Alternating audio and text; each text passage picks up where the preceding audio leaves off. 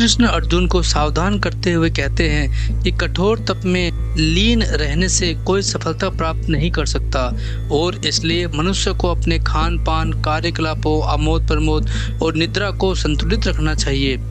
नमस्कार दोस्तों, स्वागत है आपका हमारे चैनल पर। आज हम बात करेंगे श्रीमद् भागवत गीता के 6वें अध्याय के बारे में। इसमें 47 श्लोक हैं।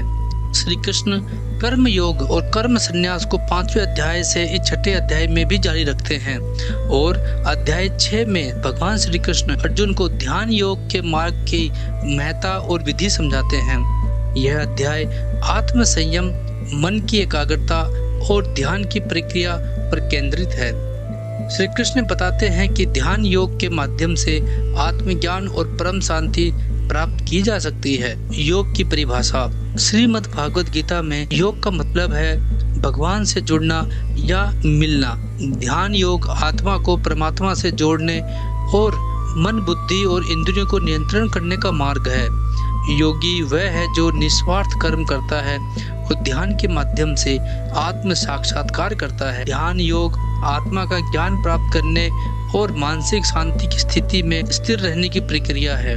यह आत्म संयम, ध्यान और मन की एकाग्रता से जुड़ा है। श्री कृष्ण अर्जुन को सावधान करते हैं और कहते हैं कि कठोर तप में लीन रहने से कोई सफलता प्राप्त नहीं कर सकता और इसलिए मनुष्य को अपने खान पान, कार्यकलापों, आमोद प्रमोद और निद्रा को संतुलित रखना चाहिए। योगी का जीवन।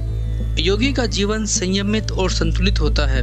वह अति भोजन या उपवास नहीं करता, अति निद्रा या जागरण नहीं करता।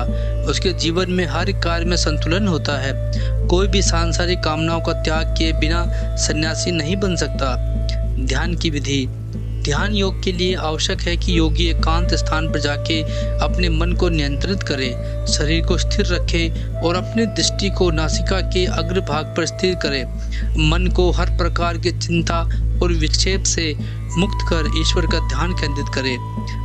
ध्यान द्वारा योगी मन को वश में करने का प्रयास करते हैं। मन की स्थिति। मन को नियंत्रण में रखना अत्यंत कठिन है, लेकिन निरंतर अभ्यास और वैराग्य से यह संभव है। मन को वश में करने से योगी आत्म साक्षात्कार प्राप्त कर सकता है। संपूर्ण योगी।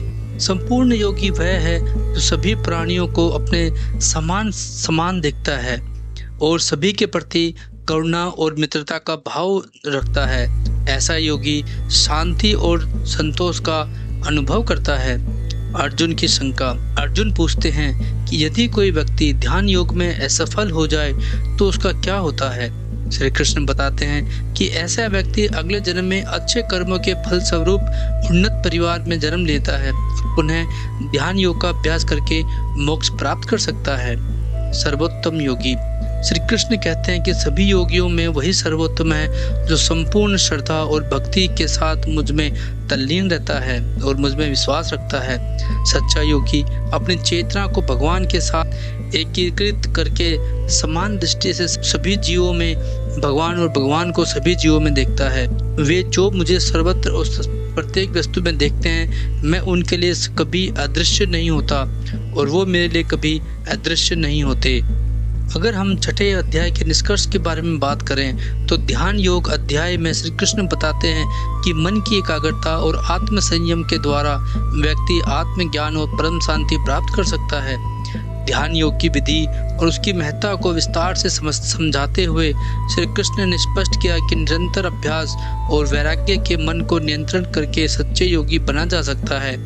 इस अध्याय में अर्जुन की शंकाओं का समाधान करते हुए श्री कृष्ण ने यह भी बताया कि ध्यान योग में असफल होने पर भी व्यक्ति अगले जन्म में उन्नत जीवन प्राप्त कर सकता है और योग के अभ्यास द्वारा मोक्ष की ओर बढ़ सकता है। धन्यवाद दोस्तों, जुड़े रहिए हमारे साथ और जानिए गीता के अगले अध्याय में भगवान श्री कृष्ण के अद्भुत उद्देश्यों के बारे में। अगर आपको ये हमारा वीडियो पसंद आया हो तो कृपया लाइक करें, शेयर करें और सब्सक्राइब करना ना भूलें। जय श्री कृष्णा। हरि ओम।